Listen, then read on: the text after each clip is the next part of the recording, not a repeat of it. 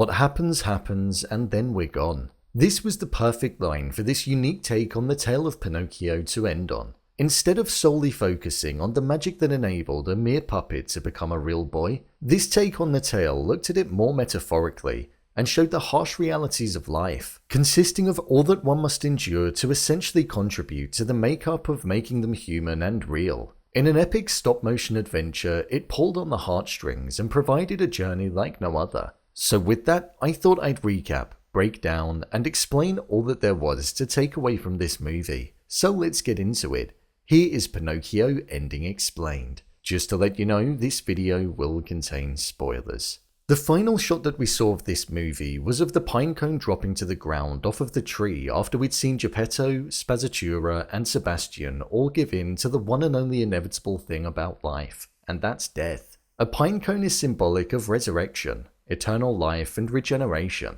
so it made sense as to why Pinocchio was made from the wood of a pine tree, and why there was so much importance surrounding the pinecones throughout the entirety of the movie, because for the most part, Pinocchio was able to live on and come back to life. With Sebastian narrating, will he eventually die? I think so. When referring to Pinocchio, I believe the pinecone dropping was showing us as the audience that Pinocchio was a mere mortal, and despite the fact he outlived all others around him and he doesn't age, he won't go on to live forever like we saw him do throughout most of the movie. This movie, despite being about the magic of a puppet turning into a real boy, it was very much focused on grief, loss, feeling lost, and not quite knowing where you stand in the world that moves at an ever so fast pace.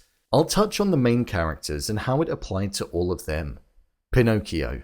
Pinocchio experienced most of these feelings throughout all of the movie. He felt lost in the world because he cared for his papa, but he knew that he couldn't fill the hole and void in Geppetto's life that had created when Carlo was cruelly taken away from him. Pinocchio couldn't be himself because it wasn't good enough, for the most part anyway, until Geppetto realized that he needed to allow him to be himself, and not try to mold him into his son who had passed away. Pinocchio never wanted to be referred to as a puppet, despite the fact that he was made of the materials of one, and within his somewhat absent heart, he wanted to be a real boy, and that is what we ultimately saw him become.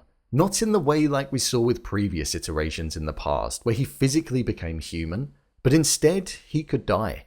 He became mortal instead of immortal. Something we humans are. He'd played with death multiple times throughout the movie, and with him breaking the sand timer and rendering himself mortal, we saw him come back from the dead and use his one and only life to save another, showing the true nature of what it means to be a real person, caring, loving, and the willingness to sacrifice all that you have for somebody that you care for. With Sebastian using his one and only wish that he was promised if he looked out for Pinocchio on bringing him back to life, Pinocchio outliving everybody was actually quite a heartbreaking moment to watch. All the people he cared for were gone, and he himself went out to venture the world, showing the progression of life, the reality of life, and all of what it stands for. It was a powerful ending.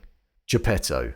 Geppetto experienced the saddening parts of life the most when compared to the other characters in the movie. What this feature did well was it showed us the two contrasting sides to Geppetto's life. We saw a happy time where he was with his son Carlo in the past, and then we saw his gradual descent into the hole that he found himself in, never truly being able to get over the death of his son. And he never really did. Only at the end of the movie did he make some kind of progression. He referred to Pinocchio as son for the first time, something we saw him feel reluctant to say earlier on in the movie because he felt like Pinocchio was a replacement to the son that he was mourning, and he didn't want to do that.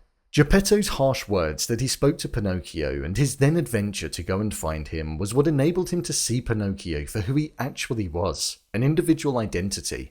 Only at the end, when he lost him, did he realize that there was no need to replace Carlo, because Carlo will always live on in Geppetto's heart and mind, but he instead could have another son by allowing Pinocchio to just be himself. With Geppetto upset and crying as Pinocchio lay lifeless, he uttered, "I need you," and it showed just how much Pinocchio had impacted his life and brought him a happiness that he never thought he'd be able to experience again. Sebastian. Sebastian was a character that went on a real journey in this movie too. He started off agreeing to look out for Pinocchio only to benefit himself because he was promised one wish, and with that wish he wanted to become a famous writer who had his book published. This was the whole reason as to why he originally sought haven in the tree that eventually went on to become Pinocchio. However, we saw that as the movie went on, he started caring more and more for Pinocchio, so much so that he gave up his one and only wish in order to bring him back to life and give Pinocchio a second chance, after he gave up everything for everyone when he came back and saved Geppetto. This showed a real change in the character of Sebastian and a real selflessness that was adopted after going on this rescuing journey. The movie was narrated by Sebastian from the perspective of him being dead, which we didn't realize at the time, only right at the end. And I thought that was a good twist, as I didn't expect it to go past the point of any of the individuals dying. By having it like this, it allowed for a natural resolution. I thought that this movie was actually really good. It was better than what I expected.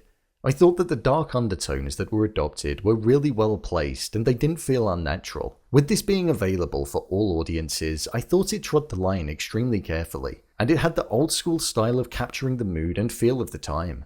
They didn't just make it child friendly because it was a story that is most likely most known as a tale for young people. This has a genuine appeal to everyone. I thought the stop motion animation style really elevated the movie and allowed it to transcend the screen and allow appreciation in a completely different way.